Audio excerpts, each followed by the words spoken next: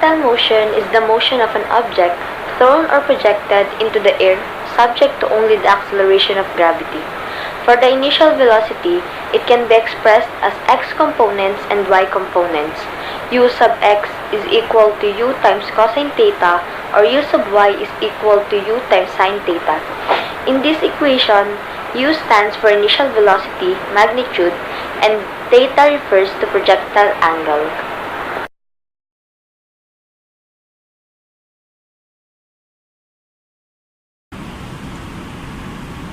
So, substitute the given to the formula.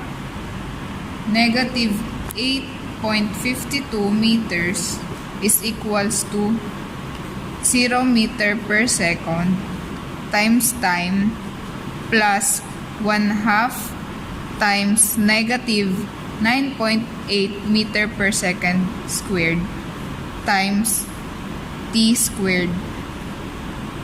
Then, negative 8.52 meter is equals to 0 meter times time plus negative 4.9 meter per second squared times t squared. Negative 8.52 meters is equals to negative 4.9 meter per second squared times t squared. Then transpose it is equals to t squared equals to negative 8.52 meters over negative 4.9 meter per second squared. T squared is equals to 1.7396 seconds squared. Then time is equals to 1.32 seconds.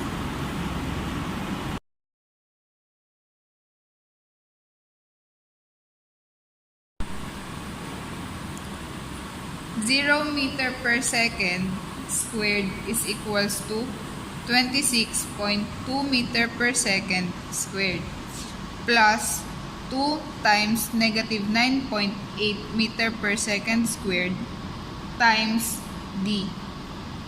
Then 0 meter per second squared is equals to 686.44 meter per second squared plus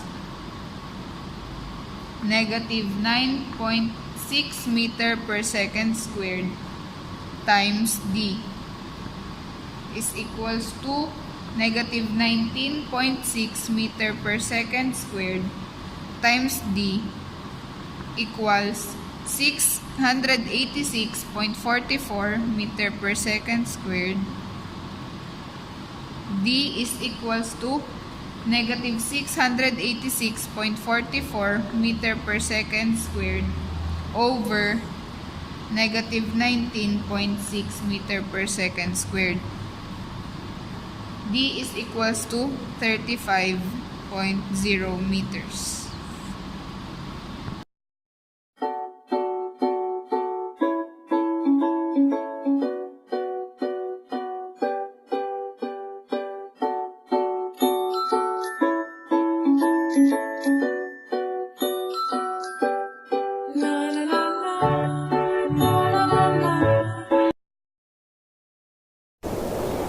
Buoyancy or upthrust is an upward force exerted by a fluid that opposes the weight of an immersed object. In a column of fluid, pressure increases with depth as a result of the weight of the overlying fluid, thus that the pressure at the bottom of a column of fluid is greater than at the top of the column. An object weighs 36 grams in air and has a volume of 8.0 centimeter cubed. What will be its apparent weight when immersed in water? Formula: apparent weight WA equals mg minus ma. The apparent weight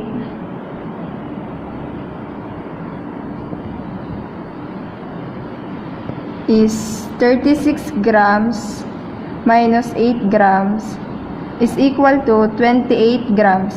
This is the final answer. Example number 2. A piece of metal weighed 9.25 grams in air, 8.20 grams in water, and 8.36 grams when immersed in gasoline. A. What is the density of the metal? For the formula, density equals mass over volume, required density of metal. When immersed in water, the metal object displays. So that 9.25 minus 8.20 equals grams of 1.05 grams of water, whose volume is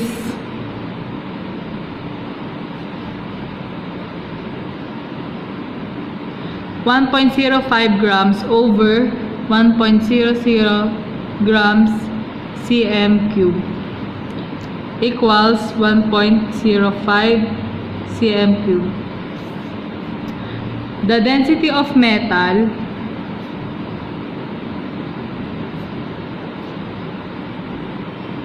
is 9.25 grams over 1.05 centimeter cube equals 8.81 grams centimeter negative cube.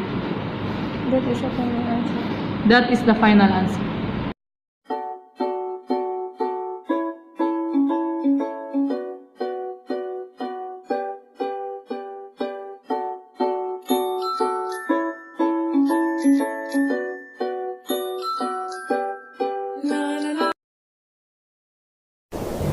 Several capacitors may be connected together in a variety of applications. Multiple connections of capacitors act like a single equivalent capacitor. The total capacitance of this equivalent single capacitor depends both on the individual capacitors and how they are connected. There are two simple and common types of connections called series and parallel, for which we can easily calculate the total capacitance. Certain more complicated connections can also be related to combinations of series and parallel. So we have given a series connection. So the given is 100 nanofarad, which is the C1, and 110 nanofarad, which is the C2, and a voltage of 40. So let us start. Required. Letter A, the equivalent charge, CEQ. To get this, it is equals to 1 over C1 plus 1 over C2 raised to negative 1 equals, let's put the given, 1 over 100 nanofarad plus 1 over 110 nanofarad raised to negative 1, it is equals to 52.38 nanofarad. And that is the CEQ. Next is letter B, which is the total charge. The Q total. So to get this, let's have first from the equation CEQ equals Q total over V total. So let's just transpose, and then the final formula will be CEQ times V total. It is equals to the CEQ 52.38 times 10 raised to negative 9 times the total, which is 40. It is equals to 2.0952 times 10 raised to negative 6 column. And this is the Q total. This is the letter C, charge on each capacitor. So we have Q1 and the Q2. So we all know that the charge on each capacitor is equals to the total charge. So Q1 equals Q total and Q2 equals Q total.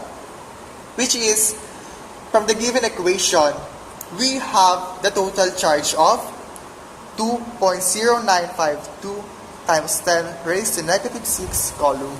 And this is the charge on each capacitor. And last is the potential differences across each capacitor, the V1 and the V2. Let us first get the V1. V1 is equals from the Q1 over C1 equals 2 2.0952 times 10 raised to negative 6 coulomb over 100 times 10 raised to negative 9 is equals to 20.92 volts. And this is V1. Next is V2. From the formula, Q2 over C2 is equals 2.0952 times 10 raised to negative 6 coulomb over the capacitance, which is 110 times 10 raised to negative 9, which is equals to 19.05 volts. And this is the potential difference on V2. And that's it. Thank you. Let's start. We have example of capacitance of the parallel. We need to find the equivalent of capacitance of the network. Letter B, the total charge stored in the network. Letter C, the charge on each capacitance. So, for our required, letter A is the capacitance equivalent. Letter B. Letter B is the charge stored in the network.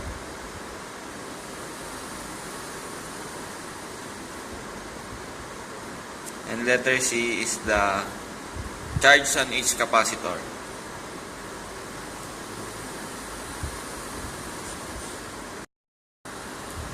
For our solution, letter A.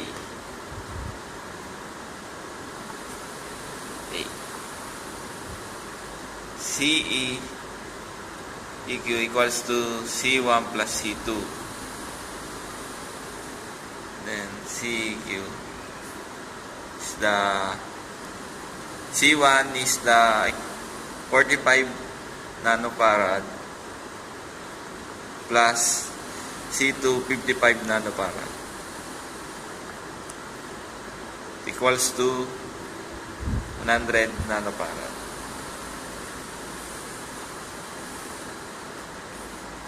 For our finding the total charge, CEQ, it equals to QT all over VT. Since meron ka ng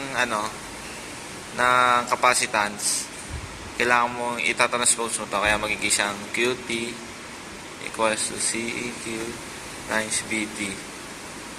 As QT equals to 100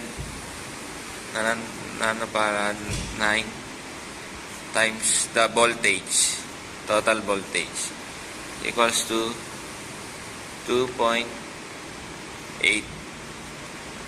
times 10 negative 5 capacitance. For our finding the charge on each capacitor, letter C, C1 is equals to Q1 all over VT. Finding the capacitor is Q1 equals C1 times VT equals to 45 times 10 raised to negative 9 times 280 voltage equals to 1.26 times 10 raised to negative 5 coulomb.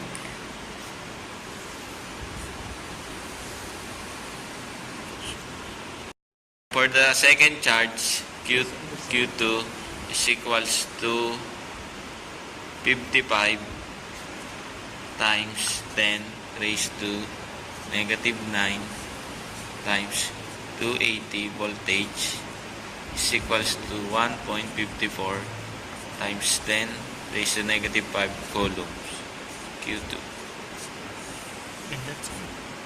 And that's N.